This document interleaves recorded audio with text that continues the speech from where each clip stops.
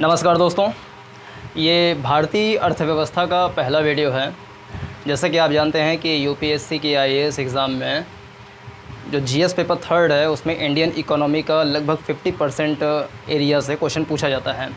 250 number का question paper होता है जीएस पेपर थर्ड का, जिसमें से मान चलिए कम से कम 125 नंबर का भारतीय अर्थव्यवस्था इंडियन इकोनॉमी से प्रश्न पूछे ही जाते हैं। इसका सिलेबस जो है उसको हमने एक वीडियो में डिस्कशन किया था कि क्या सिलेबस है, प्रीलिम्स में किस प्रकार से प्रश्न पूछे जाते हैं, मेंस में किस प्रकार से प्रश्न पूछे जाते हैं, उसके बारे में हमने डिस्कस किया था एक वीडियो में। आप उसको चेक कर सकते हैं, उसका वीडियो का लिंक इसमें डिस्क्रिप्शन में है, आप देख सकते हैं उसको भी। ये वाला वीडियो दरअसल एक इंट्रोडक्टरी टाइप का यानी कि परिचयात्मक वीडियो के तरीके से है। इसमें हम अर्थशास्त्र क्या है उसको और अर्थशास्त्र की उत्पत्ति का मूल कारण क्या है, what is the centric reason for economics, और अर्थशास्त्र की प्रकृति क्या होती है, what is the nature of economics, और इसकी विषय सामग्री क्या होती है, फिर इकोनॉमी का अर्थ क्या होता है, प्रक्रियाएं क्या हैं, केंद्रीय समस्याएं अर्थशास्त्र की क्या हैं, और अर्थव्यवस्था के संगठन का क्या अर्थ होता है। ये वीडियो बहुत ज़्यादा डिटेल में नहीं होगा, बिल्कुल परिचयात्मक तरीके से होगा। आज ये पहला है, शुरू कर रहे हैं, फिर एक एक टॉपिक लेंगे और बहुत डिटेल में भी जाएंगे। ये खाली सतही तरीके से है कि एक ओवरव्यू पता चल जाए। तो अर्थशास्त्र और ये भारतीय अर्थव्यवस्था है। जो यूपीएससी के सिलेबस है उसमें कभी कभी हो जाता है कि अर्थशास्त्र का पेपर है कि अर्थव्यवस्था का पेपर है, लेकिन दरअसल जीएस थर्ड पेपर का जो पेपर है वो अर्थव्यवस्था का है, अर्थशास्त्र का नहीं है। लेकिन हाँ, अर्थशास्त्र के कुछ जो बेसिक सिद्धांत हैं उसके बारे में जानकारी होनी चाहिए, तभी हम उसको अर्थव्यवस्था पे लागू कर सकते हैं। बेसिकली वो इंडियन इकोनॉमी का सब्जेक्ट है। अर्थशास्त्र क्या होता है, तो सबसे पहले इसकी मीनिंग अगर देखें तो इसमें दो शब्द हैं। एक तो अर्थ है, अर्थ का एक मतलब होता है मीनिंग इंग्लिश में, लेकिन अर्थ संस्कृत वाला अगर लेंगे तो उस संस्कृत में अर्थ का मतलब होता है धन। और दूसरा शब्द है शास्त्र। शास्त्र कुछ विज्ञान जैसा भाव निकल कर आता है, और विज्ञान या किसी भी विषय का विज्ञान वह होता है जिससे हम किसी विषय को क्रमबद्ध तरीके से अध्ययन करते हैं, चरणबद्ध तरीके से अध्ययन करते हैं, उसको बोलते हैं शास्त्र। तो अर्थशास्त्र का बेसिक मतलब क्या हो गया कि धन का शास्त्र, यानी कि धन के बारे में उसके चरणबद्ध जो प्रक्रियाएं उसकी चल रही हैं। धन कहाँ से आ रहा है, धन कहाँ खर्च हो रहा है, किस मद में खर्च हो रहा है, आवश्यकता कितनी है, पूर्ति कहाँ से होगी, आएगा कहाँ से, इस प्रकार की जो बहुत सारी चीज़ें होती हैं उसको हम अर्थशास्त्र में अध्ययन करते हैं। तो बेसिक मीनिंग है, और इंग्लिश में इकोनॉमिक्स बोलते हैं अर्थशास्त्र को। कुछ लोग कहते हैं कि अर्थशास्त्र जो है वो धन का अध्ययन है, यानी कि स्टडी ऑफ मनी है। और कुछ लोग कहते हैं कि अर्थशास्त्र वह है जो आर्थिक क्रियाओं का अध्ययन करता है, आर्थिक क्रियाओं का अध्ययन। तो सबसे पहले ये समझ लें कि आर्थिक क्रियाएं क्या होती हैं, जिसको हम कह लें कि इकोनॉमिक्स एक्टिविटीज़, इंग्लिश में बोल लें इकोनॉमिक्स एक्टिविटीज़ क्या होती हैं। तो इकोनॉमिक्स एक्टिविटीज़ वह होता है जिसमें किसी भी कह लें आय के जो साधन होता है उसके द्वारा हम जब अपनी आवश्यकताओं को पूर्ति करते हैं, हमारी जो नीड है और हमारा जो सोर्स ऑफ इनकम है उसके बीच में सामंजस्य अगर जब बैठता है तो उसी को आर्थिक क्रिया बोलते हैं। जैसे मान लीजिए कि वकील है, वो अदालत में जाता है, वकीली करता है, तो वो आर्थिक क्रिया है। टीचर है, विद्यालय में जाता है, पढ़ाता है, वो उसकी आर्थिक क्रिया है। इसी प्रकार से अलग अलग व्यवसाय में, अलग अलग ऑक्यूपेशन में जो लोग काम कर रहे हैं जिससे उनको कुछ ना कुछ धनार्जन हो रहा है, पैसे मिल रहे हैं, उसको हम बोलते हैं वो आर्थिक क्रियाएं हैं। जबकि दूसरी प्रकार की क्रियाएं होती हैं अनार्थिक क्रियाएं, यानी कि नॉन इकोनॉमिक्स एक्टिविटीज़। इसका मतलब होता है कि ऐसी क्रियाएं जिसमें हम कुछ कर तो रहे हैं लेकिन उसका सीधा सीधा मतलब धन से नहीं है, यानी हम धन के लिए नहीं कर रहे हैं बल्कि हम कर रहे हैं उसके पीछे सामाजिक, सांस्कृतिक, ऐतिहासिक या भावनात्मक कारण हैं। तो इन कारणों की वजह से जब हम कोई काम करते हैं और उसमें धन का कोई मतलब नहीं होता है तो उसको अनार्थिक क्रिया बोलते हैं, नॉन इकोनॉमिक्स एक्टिविटीज़ बोलते हैं। एग्ज़ाम्पल के रूप में आप मान सकते हैं कि मान लीजिए कोई व्यक्ति है वो मंदिर जा रहा है या मस्जिद जा रहा है, गिरजाघर जा रहा है, तो उसमें वो पैसा कमाने के लिए नहीं जा रहा है वहाँ पर, तो वो अनार्थिक क्रिया है। मान लीजिए कोई धनार्जन किया, पैसा कमाया और वो अपने पैसे का कुछ हिस्सा किसी को दान कर दिया, तो वहाँ पे पैसे वाली तो बात हो गई, लेकिन वो एज़ इट इज़ इकोनॉमिक्स वाले सेक्शन में नहीं रखा जाएगा, उसको नॉन इकोनॉमिक एक्टिविटीज़ माना जाएगा, क्योंकि उसकी आवश्यकता नहीं है। वो अपने पर्सनल सेटिस्फेक्शन के लिए अगर दान कर रहा है तो वो अच्छी बात है। सामाजिक सांस्कृतिक रूप से यदि आप किसी की मदद करते हैं, कोई पिछड़ा वर्ग है, वंचित वर्ग है, आप उसका अर्थ के रूप में कुछ सहयोग करते हैं, तो ये तो अच्छी ही बात है, लेकिन उसका संबंध आर्थिक क्रियाओं से नहीं होता है, इकोनॉमिक्स एक्टिविटीज़ से नहीं होता है, तो वो नॉन इकोनॉमिक्स एक्टिविटीज़ हैं। लेकिन इसका भी मतलब होता है। अर्थशास्त्र में ज़्यादा मतलब भले ना हो, लेकिन सामाजिक रूप से यदि आप समाज में रह रहे हैं तो किसी का सहयोग करना ये बहुत ज़्यादा मतलब रखता है, क्योंकि दरअसल हम अर्थ कमाते किस लिए हैं? दूसरे के सुख को बढ़ाने के लिए, अपने सुख को बढ़ाने के लिए। कभी कभी सुख किसी को इसलिए मिल जाता है कि वो दूसरे को दुखी देख रहा है, लेकिन कई बार सुख इसलिए भी मिलता है कि आपकी वजह से कोई सुख पा रहा है। तो अर्थ का तो एक मतलब पर्सनल सेटिस्फेक्शन भी होता है। कुछ लोग ऐसे भी हो सकते हैं कि वो अच्छा धन कमा रहे हैं लेकिन पर्सनल सेटिस्फेक्शन नहीं है, तो उसमें उनको मोटिवेशन नहीं मिल पाएगा, और जब मोटिवेशन नहीं मिल पाएगा तो धीरे धीरे उनका काम करने में जो इकोनॉमिक्स एक्टिविटीज़ हैं उसमें मन नहीं लगेगा, तो वो धीरे धीरे कम होता जाएगा। तो इकोनॉमिक्स और नॉन इकोनॉमिक एक्टिविटीज़ दोनों ही आवश्यक हैं, लेकिन आर्थिक क्रियाएं हम उन्हें कहते हैं जो सीधा सीधा धन के अर्जन से, धन के वितरण से, वस्तुओं के उत्पादन से, सेवाओं के उत्पादन, वितरण, कंज्यूम करने से संबंधित होता है, निवेश करने से संबंधित होता है, सेविंग्स से संबंधित होता है। तो उन सबको हम आर्थिक क्रियाएं बोलते हैं, और इन्हीं आर्थिक क्रियाओं का जो अध्ययन होता है उसी को हम अर्थशास्त्र बोलते हैं। आर्थिक क्रियाएं क्या हैं? तो एक शब्द इसमें और लिखा हुआ है कि सीमित साधन, यानी हमारे पास साधन बहुत ही सीमित हैं, लिमिटेड हैं, जो रिसोर्स हैं बहुत ज़्यादा लिमिट हैं, लेकिन उसी लिमिटेड सोर्स में हम कुछ ना कुछ आय अर्जन कर रहे हैं, तो वो आर्थिक गतिविधि होता है, आर्थिक क्रियाएं होता है, इकोनॉमिक्स एक्टिविटीज़ होता है। जब हम सीमित साधनों, लिमिटेड सोर्सेज से हम धनार्जन कर रहे होते हैं, दैट इज़ आर्थिक क्रियाएं। और इन्हीं आर्थिक क्रियाओं का अध्ययन अर्थशास्त्र कहलाता है। चाहे हम जीडीपी का अध्ययन करें, एनडीपी का अध्ययन करें, इंपोर्ट एक्सपोर्ट का अध्ययन करें, उत्पादन का अध्ययन करें, सेवाओं का अध्ययन करें, इन्वेस्टमेंट का अध्ययन करें, बजट का अध्ययन करें, ये सब आर्थिक, चूँकि इससे आर्थिक गतिविधियाँ चलेंगी तो आर्थिक क्रियाएं होंगी ही, तो पूरा अर्थव्यवस्था का विकास होगा, तो उसका हम अध्ययन करते हैं इकोनॉमिक्स में। तो ये बेसिक सा इसका मतलब है। एक शब्द होता है अर्थशास्त्र और एक शब्द होता है अर्थव्यवस्था। अर्थशास्त्र और अर्थव्यवस्था का एक लाइन में अगर अंतर समझे तो ये है कि अर्थशास्त्र वो एक विषय का, जो कि धन से संबंधित विषय है, उसके जो सिद्धांत हैं, जो नियम हैं, उसका अध्ययन होता है, जबकि अर्थव्यवस्था उन्हीं अर्थशास्त्र के नियमों का अनुपालन करते हुए जब हम उसको इम्प्लीमेंट करते हैं, उसको हम कह लें कि मूर्त रूप में लेकर के आते हैं, तो जो हमें पूरी व्यवस्था दिखाई पड़ती है उसको अर्थव्यवस्था बोलते हैं। इसका मतलब ये हुआ कि अर्थशास्त्र सैद्धांतिक पक्ष होता है, जबकि अर्थव्यवस्था व्यावहारिक पक्ष होता है। अर्थशास्त्र नियमों और सिद्धांतों का अध्ययन होता है, जबकि अर्थव्यवस्था उन सिद्धांतों को अपनाने से संबंधित अध्ययन होता है। अर्थव्यवस्था किसी क्षेत्र विशेष में होता है और किसी क्षेत्र विशेष की अर्थव्यवस्था का अध्ययन अर्थशास्त्र होता है। अर्थव्यवस्था जो है किसी न किसी क्षेत्र के साथ लगी रहती है, उसका जो इकोनॉमी है वो किसी न किसी एरिया, किसी न किसी प्रदेश, राज्य, देश के साथ लगा होता है या पूरे विश्व के साथ लगा होता है, जबकि इकोनॉमिक्स जो होता है अर्थशास्त्र वो एक तरीके से इंजन का काम करता है।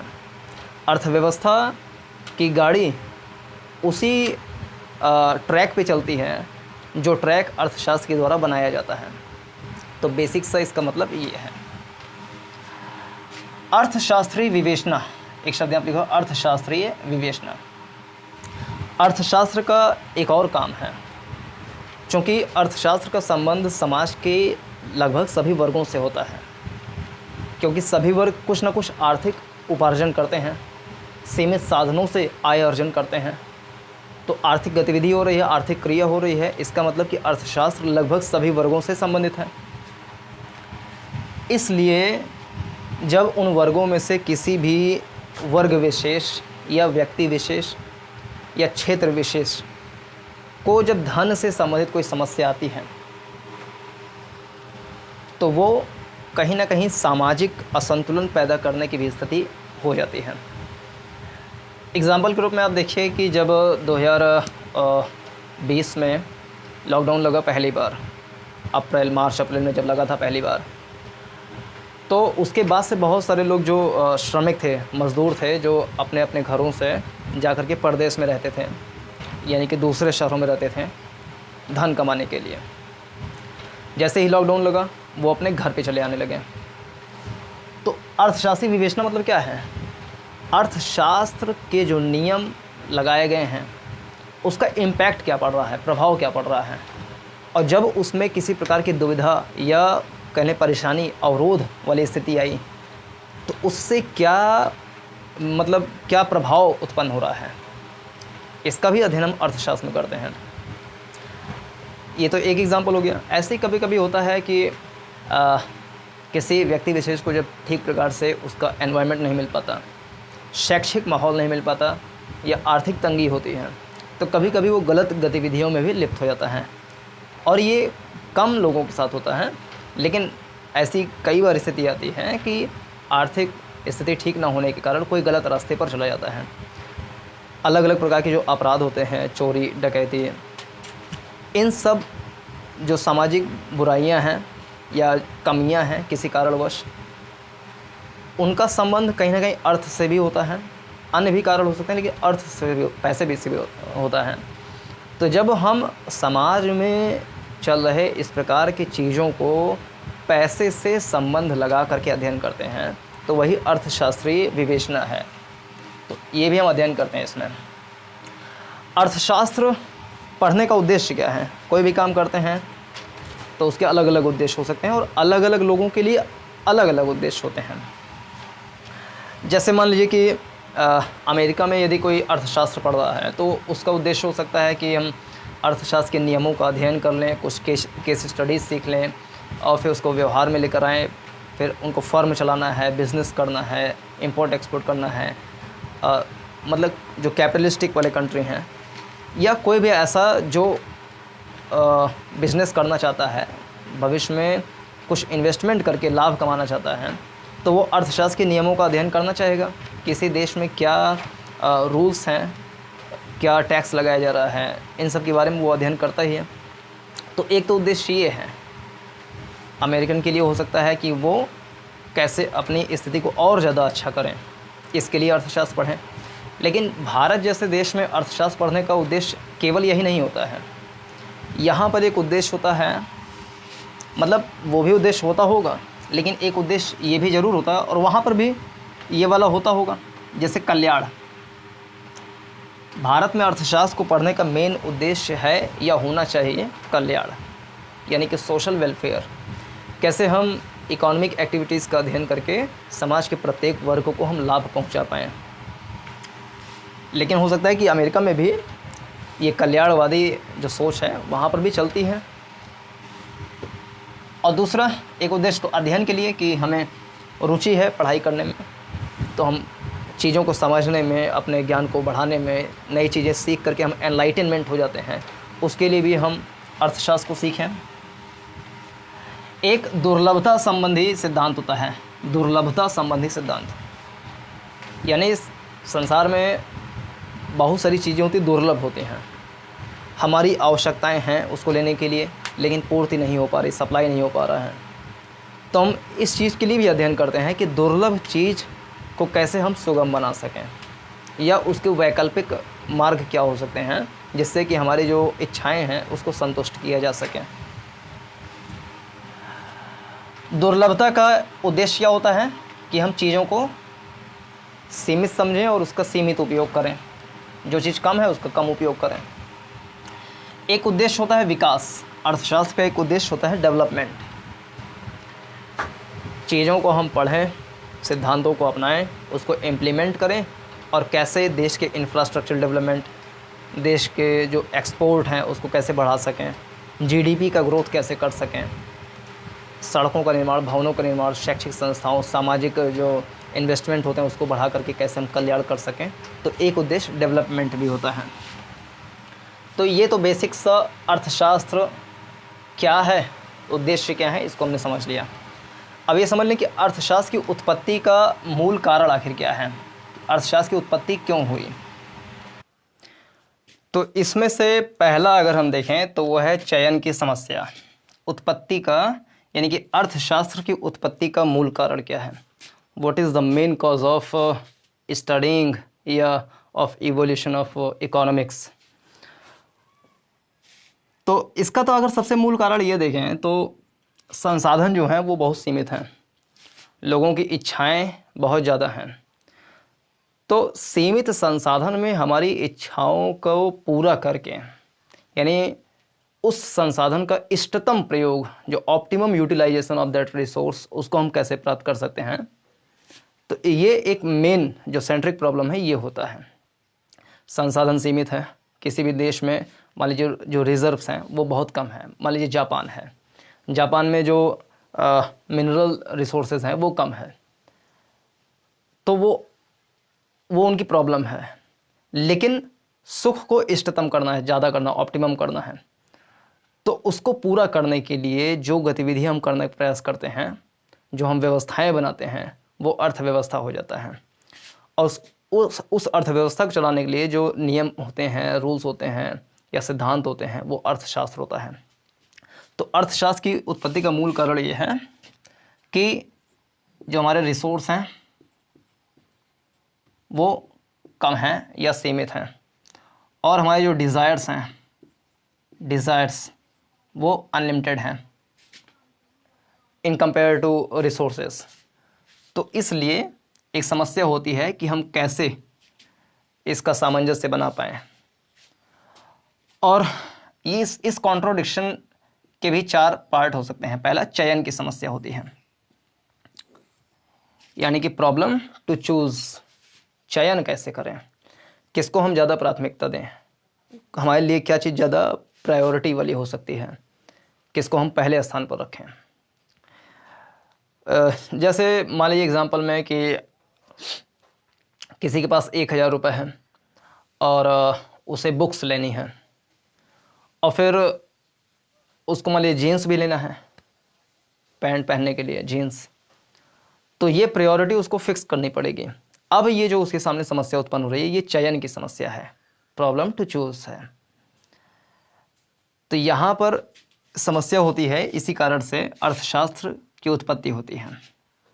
अर्थशास्त्रीय ज्ञान जो लगाता है तो वो पहले सोचेगा कि हमारी प्राथमिकता क्या है। बुक्स होगी तो बुक्स को ले लेगा, अगर पैंट उसके पास है ही नहीं, फटी है, तो वो प्राथमिकता के तौर पे उसको ले लेगा, बुक बाद में ले लेगा। तो ये जो एनालिसिस होता है वो डेवलप करने के लिए ज़रूरी है कि अर्थशास्त्रीय ज्ञान हो, और वहीं से अर्थशास्त्र का उद्भव होता है। चयन की समस्या क्यों होती है, तो इसके भी 3 कारण हैं। पहला, दुर्लभता संबंधी सिद्धांत, कि संसाधन बहुत दुर्लभ होते हैं, भूमि है या पूंजी है, कई बार मानव श्रम जो है, जो कुशल श्रमिक होते हैं, वो सब दुर्लभ हो जाते हैं। तो चयन की समस्या उत्पन्न होती है कि कैसे हम चीज़ों का प्रयोग करें।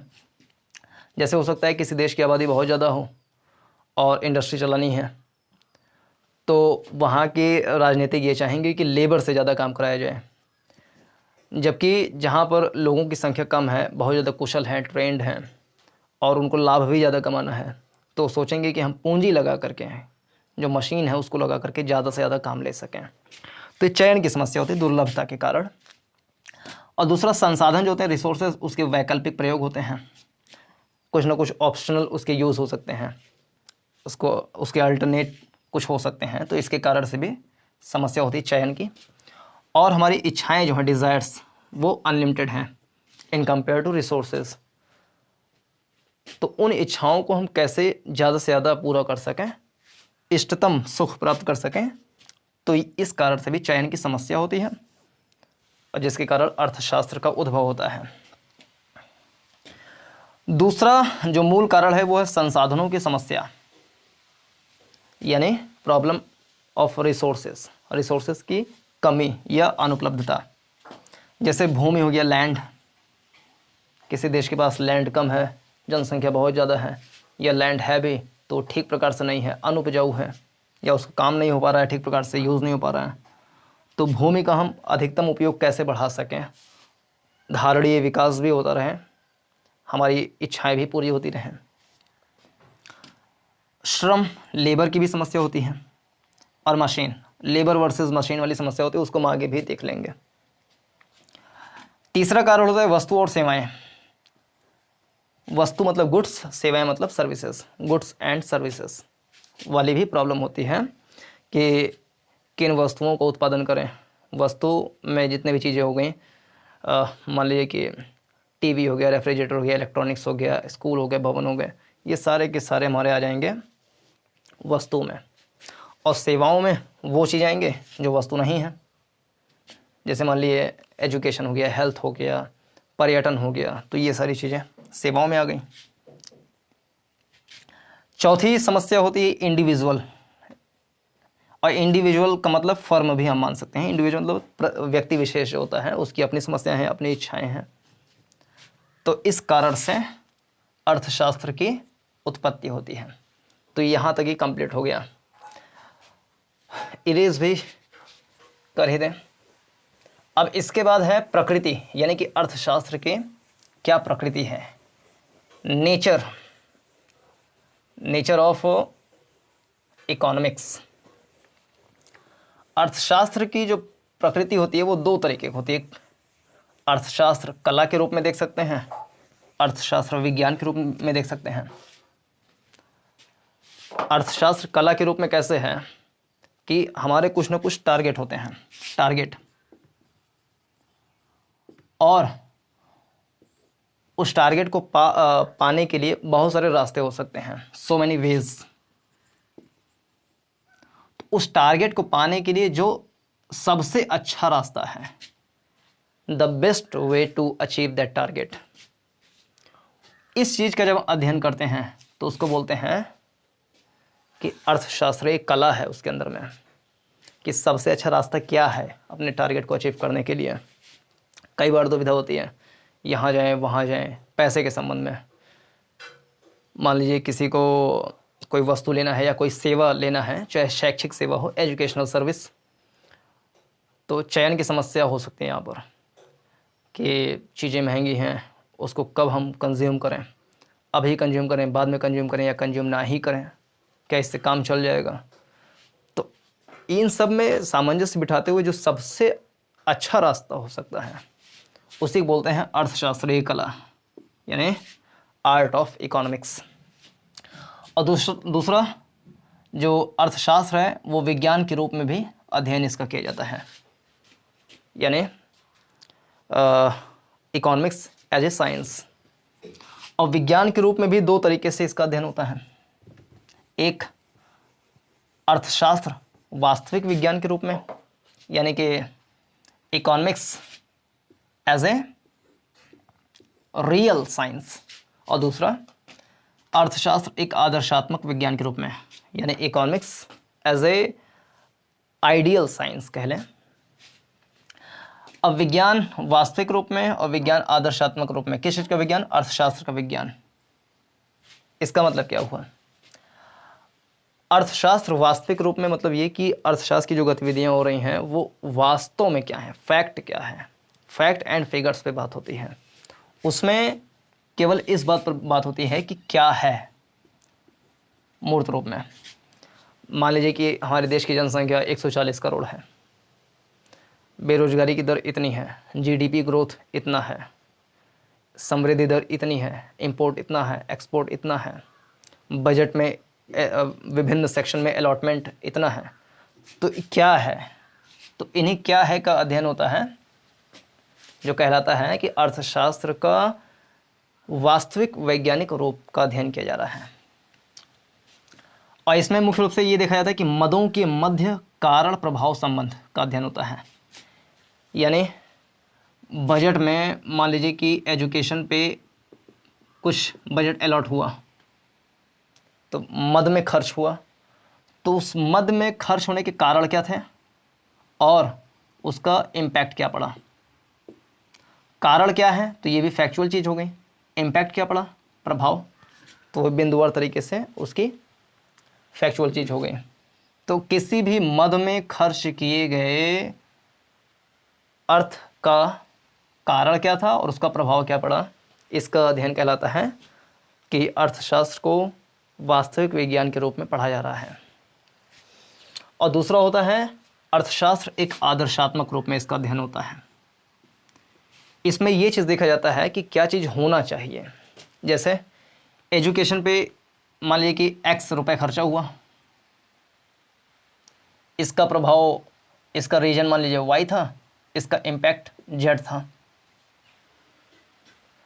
तो ये इस बात का अध्ययन करेगा कि X नहीं खर्चा होना चाहिए था, A रुपए खर्चा होना चाहिए था। A रुपए खर्चा होने का कारण ये होता, प्रभाव ये होता। तो चाहिए पर ज़्यादा बल देता है। आदर्श स्थिति क्या हो सकती है, वैल्यूएबल जो वैल्यूज़ होते हैं उस पर ज़्यादा बात करता है। यानी कि इसमें मूल्यपरक संदेश देने की बात होती है कि वो सबसे अच्छा रास्ता क्या हो सकता था जिसको अपना करके ज़्यादा से ज़्यादा गुड इम्पैक्ट पड़ सकता था। तो फिर से एक बार रिवाइज करें तो वास्तविक विज्ञान क्या है कि मदों के मध्य कारण प्रभाव का संबंध का अध्ययन होता है और इसमें क्या है पर ज़्यादा बल दिया जाता है, जबकि आदर्शात्मक विज्ञान में ये देखा जाता है क्या होना चाहिए और इसमें मूल्यपरक संदेश देने की ज़्यादा भाव रहता है। अब देखें इसकी विषय सामग्री क्या है, यानी कि इसका जो कंटेंट है वो क्या है। तो अर्थशास्त्र को मुख्य रूप से दो भागों में हम बांट करके पढ़ते हैं। अन्य कई तरीके हो सकते हैं अध्ययन, लेकिन एक तरीका ये भी होता है इसकी विषय सामग्री को पढ़ने का कि हम व्यष्टि स्तर पर पढ़ रहे हैं कि समष्टि स्तर पर पढ़ रहे हैं। व्यष्टि समष्टि इसके बारे में कभी डिटेल में पढ़ेंगे, लेकिन व्यष्टि का मीनिंग जो है ये संस्कृत का शब्द है जिसका मतलब होता है व्यक्ति, यानी कि पर्सन।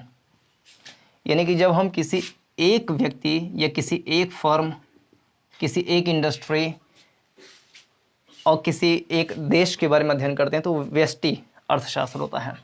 इसको इंग्लिश में बोलते हैं माइक्रो इकोनॉमिक्स। Micro economics. एक चीज़ समझें कि मान लीजिए कि ये वर्ल्ड है, पूरा विश्व में भारत यहाँ पर है। अब यदि हम सिर्फ भारत का अध्ययन करेंगे तो ये कहलाएगा माइक्रो इकोनॉमिक्स, और जबकि इसके कंपेयर में वर्ल्ड का अध्ययन करेंगे तो ये कहलाएगा मैक्रो इकोनॉमिक्स। अब दूसरी स्थिति ये वर्ल्ड है और ये इंडिया है। अब केवल इंडिया खोल के पढ़ें, ये पूरा इंडिया है और इंडिया में मान लीजिए कि ये महाराष्ट्र है। अगर महाराष्ट्र का अध्ययन करेंगे तो ये माइक्रो इकोनॉमिक्स है, जबकि पूरे इंडिया का अध्ययन करेंगे तो ये मैक्रो इकोनॉमिक्स है। यानी यही इंडिया जो यहाँ पर मैक्रो इकोनॉमिक्स के रूप में पढ़ा जा रहा है, वर्ल्ड की स्थिति में आने के बाद यही इंडिया माइक्रो इकोनॉमिक्स के रूप में पढ़ा जाता है। यानी कि कोई चीज़ माइक्रो है कि मैक्रो है, ये क्षेत्र विशेष के संदर्भ में देखा जाता है। इसमें इसका अंतर मुख्य रूप से क्या है, व्यष्टि में व्यक्तिगत आर्थिक इकाई का अध्ययन होता है कि एक फर्म किस प्रकार से काम कर रहा है, उसकी मांग क्या है, पूर्ति क्या है, इन्वेस्टमेंट कितना है, उत्पादन क्या हो रहा है, उपभोग क्या हो रहा है, एक व्यक्ति की इच्छाएं क्या है, उसकी पूर्ति कैसे हो सकती है, सप्लाई क्या हो रहा है, सप्लाई चेन कैसा है। तो किसी एक क्षेत्र विशेष या व्यक्ति विशेष या फर्म विशेष के बारे में जो अध्ययन करते हैं तो वो कहलाता है व्यष्टि अर्थशास्त्र। जबकि संपूर्ण अर्थव्यवस्था को एक इकाई जब मान लेते हैं तो कहलाता है समष्टि अर्थशास्त्र। इसका आकार थोड़ा सा बड़ा होता है, जबकि व्यष्टिक अर्थशास्त्र छोटा होता है। दूसरा अंतर क्या है, संसाधनों का सर्वोत्तम विभाजन किस प्रकार से हो सकता है, क्योंकि इसमें हम मुख्य रूप से ये देखते हैं कि किसी छोटी इकाई की मांग क्या है, पूर्ति क्या है। तो उसमें हम देखते हैं कि संसाधन का सर्वोत्तम उपभोग या विभाजन, डिस्ट्रीब्यूशन ऑफ रिसोर्सेज कैसे हम ज़्यादा अच्छे तरीके से कर सकते हैं। तो वो व्यष्टि में होता है, जबकि समष्टि में पूर्ण रोजगार और विकास की बात होती है, कंप्लीट एम्प्लॉयमेंट एंड डेवलपमेंट की बात होती है। व्यष्टि में जो मुख्य उपकरण है वो है मांग और पूर्ति। किसी एक व्यक्ति की क्या मांग है और उसकी पूर्ति क्या है, इसका अध्ययन होता है। जबकि समष्टि में पूरे इकाई की, पूरे अर्थव्यवस्था की क्या मांग है और पूरी अर्थव्यवस्था की क्या पूर्ति हो रही है, उसको बोलते हैं समष्टि अर्थशास्त्र, मैक्रो इकोनॉमिक्स। व्यष्टि जो होता है वो योगों का टुकड़ा होता है। यानी मान लीजिए गाज़ियाबाद के इंडस्ट्रीज़ का हम अध्ययन कर रहे हैं, तो पूरे गाज़ियाबाद के इंडस्ट्री का अध्ययन करेंगे तो मैक्रो इकोनॉमिक्स है। गाज़ियाबाद के अंदर में किसी एक जगह मान लीजिए तार फैक्ट्री है या ई रिक्शा की फैक्ट्री है, उसके बारे में अध्ययन कर रहे हैं तो माइक्रो इकोनॉमिक हो जाएगा। तो पूरे योगों का टुकड़ा टुकड़ा करके हम पढ़ते हैं कि यहाँ पे कौन सी फैक्ट्री, यहाँ कौन सी है, यहाँ कौन सी है, पूरे वर्ल्ड में यहाँ की अर्थव्यवस्था कैसी है, अमेरिका कैसी है, यूरोप की कैसी है। तो टुकड़े टुकड़े पढ़ते हैं तो व्यष्टि हो जाता है, और पूरे को एक में करके पढ़ते हैं, समायोजित करके, तो वो समष्टि अर्थशास्त्र हो जाता है, यानी टुकड़ों का योग। व्यष्टि का जो विश्लेषण होता है वो सरल होता है, क्योंकि छोटी इकाई के रूप में पढ़ा जाता है तो उसका एनालिसिस आसान होता है। आराम से हम पढ़ सकते हैं कि डिमांड क्या है, सप्लाई क्या है, डिस्ट्रीब्यूशन क्या है, इन्वेस्टमेंट क्या है। लेकिन यही जब समष्टि स्तर पर आ जाता है, चूँकि ये बहुत सारे फर्म का, पर्सन का, क्षेत्र के डिमांड सप्लाई का अध्ययन होता है, तो ये ज़्यादा जटिल हो जाता है। एक अंतर ये कि व्यष्टि अर्थशास्त्र जो होता है उसमें सत्यता की जांच की जा सकती है। मान लीजिए 140 करोड़ है तो हम जाके वेबसाइट पे देख सकते हैं कि 140 है कि 139 है, सत्यता की जांच की जा सकती है। लेकिन समष्टि अर्थशास्त्र में जो है सत्यता की जांच नहीं की जा सकती है। तो ये है सत्यता की जांच वाले। सत्यता की जांच तो इसमें भी कर सकते हैं, समष्टि में भी कर सकते हैं, लेकिन ये थोड़ा सा जटिल हो जाता है। अब देख लें कि इकोनॉमी का जो इकोनॉमी, एक इकोनॉमिक्स होता है, एक इकोनॉमी होता है। इकोनॉमिक्स का मतलब होता है अर्थशास्त्र, इकोनॉमी का मतलब होता है अर्थव्यवस्था, और दोनों में डिफरेंस होता है। इसको हमने पहले देख लिया है। तो अर्थव्यवस्था का मीनिंग क्या होता है? तो किसी भी क्षेत्र विशेष, अर्थव्यवस्था पहली बात तो किसी क्षेत्र से संबंधित होता है। तो किसी क्षेत्र विशेष में जो आजीविका के साधन हो सकते हैं, वहाँ पर हम जाके आर्थिक गतिविधि करते हैं, आर्थिक क्रियाएं करते हैं, इकोनॉमिक एक्टिविटीज़ करते हैं, जिससे हमारी आवश्यकताओं की पूर्ति हो जाती है। तो उस पूरी व्यवस्था को कि हमारी आजीविका के साधन क्या हैं और हमारी आवश्यकताएं क्या हैं और उसकी पूर्ति हो पा रही है कि नहीं हो पा रही, इसका अध्ययन इकोनॉमी कहलाता है। इसकी 4 प्रक्रियाएं होती हैं। पहला है उत्पादन, यानी कि प्रोडक्शन। प्रोडक्शन किस चीज़ का? वस्तु का भी प्रोडक्शन और सर्विसेज का भी प्रोडक्शन। तो इकोनॉमी की प्रक्रिया में पहला उत्पादन है, यानी आजीविका के साधन की जब हम बात करते हैं तो कहीं ना कहीं ये उत्पादन से संबंधित होता है। और उत्पादन जब होगा तो हमारी आवश्यकताओं की पूर्ति होगी। आवश्यकताओं की पूर्ति कब होगी? जब हम उसको उपभोग करेंगे, यानी कि कंज्यूम करेंगे, गुड्स एंड सर्विसेज कंज्यूम करेंगे। और तीसरा, ये उत्पादन करने के लिए हम कुछ ना कुछ निवेश करेंगे, इन्वेस्टमेंट, चाहे कोई प्राइवेट व्यक्ति इन्वेस्ट करे या गवर्नमेंट इन्वेस्ट करे या पब्लिक और प्राइवेट पार्टनरशिप होकर के इन्वेस्टमेंट हो, किसी भी तरीके से तो निवेश हो रहा है तो वो इन्वेस्टमेंट है, चाहे फॉरेन इन्वेस्टमेंट हो। और विनिमय, यानी कि एक्सचेंज की क्या प्रक्रिया है उसका भी अध्ययन होता है अर्थव्यवस्था में। यानी कि एक्सचेंज जो है वो करेंसी में हो रहा है, एक्सचेंज जो है वो गुड्स एंड सर्विसेज में हो रहा है, एक्सचेंज जो है करेंसी में देखें तो बिटकॉइन में हो रहा है या कुछ और तरीके से हो रहा है। तो विनिमय के क्या तरीके हैं, यानी उत्पादन क्या हो रहा है, उपभोग कैसे हो रहा है, निवेश और विनिमय, इन प्रक्रियाओं का अध्ययन करते हैं अर्थव्यवस्था में, सीधा सा मतलब इसका। और अर्थव्यवस्था की केंद्रीय समस्याएं क्या हैं? वो तो अर्थशास्त्र की केंद्रीय समस्या थी, ये अर्थव्यवस्था की केंद्रीय समस्या क्या है? अर्थव्यवस्था की जो केंद्रीय समस्या है वो 3 है, और 3 में पहला है कि उत्पादन यानी प्रोडक्शन से संबंधित समस्या, और प्रोडक्शन में भी 2 समस्या कि किस वस्तु का उत्पादन किया जाए, क्योंकि लोगों की डिमांड अलग अलग है। जो वंचित वर्ग है, गरीब वर्ग है, उसकी डिमांड हो सकता है कि खाद्य सामग्री की हो। जो विलासितापूर्ण जीवन जीने वाले वर्ग हैं उनका हो सकता है डिमांड वाइन का हो, अल्कोहल का हो।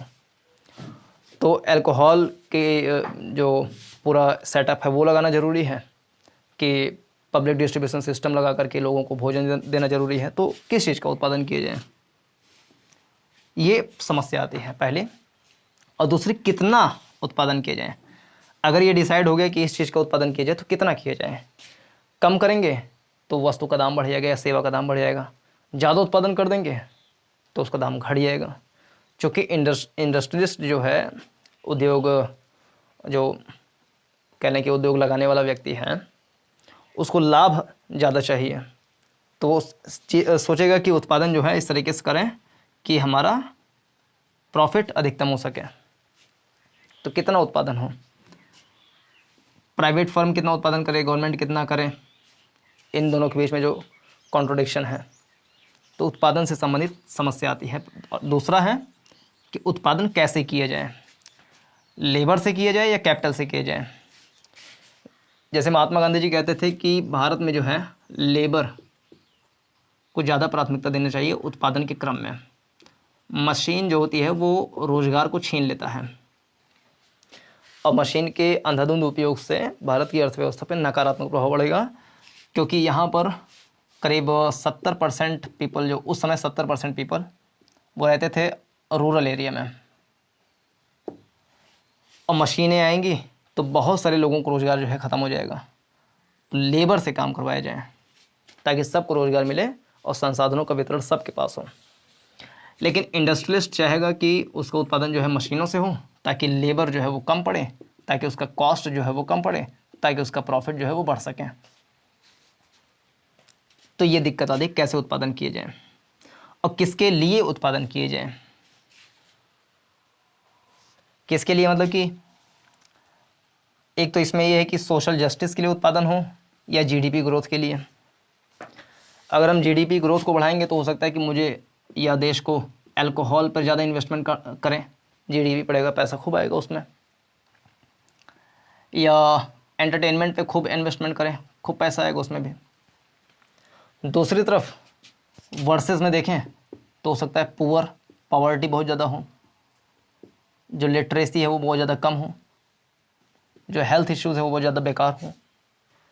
तो किस चीज़ को हम प्राथमिकता दें? अगर हम हेल्थ को ज़्यादा प्राथमिकता देंगे तो स्टेट को यानी कि राज्य या देश को जो है ज़्यादा इन्वेस्टमेंट खर्चा करना पड़ेगा, इस पर एक्सपेंडिचर ज़्यादा होगा, तो उसकी जीडीपी कम हो जाएगी। जबकि वर्ल्ड हेल्थ ऑर्गेनाइजेशन का कहना है कि अगर हम हेल्थ पे खर्च करते हैं तो उससे कहीं ना कहीं फ़ायदा मिलता है, लेकिन वो लॉन्ग टर्म फ़ायदा तो मिलेगा। शॉर्ट टर्म में तो हमें जीडीपी देखना है, देश की आर्थिक समृद्धि देखना है। तो ये कॉन्ट्रडिक्शन होता है कि किसके लिए उत्पादन किया जाए। लेबर, लैंड, कैपिटल, एंटरप्रेन्योरशिप, मज़दूरों के लिए उत्पादन हो या जो भूमि है, भूमि वाले को किराया चाहिए, तो किस तरीके से उत्पादन को हम करें कि उसका किराया चुका सकें।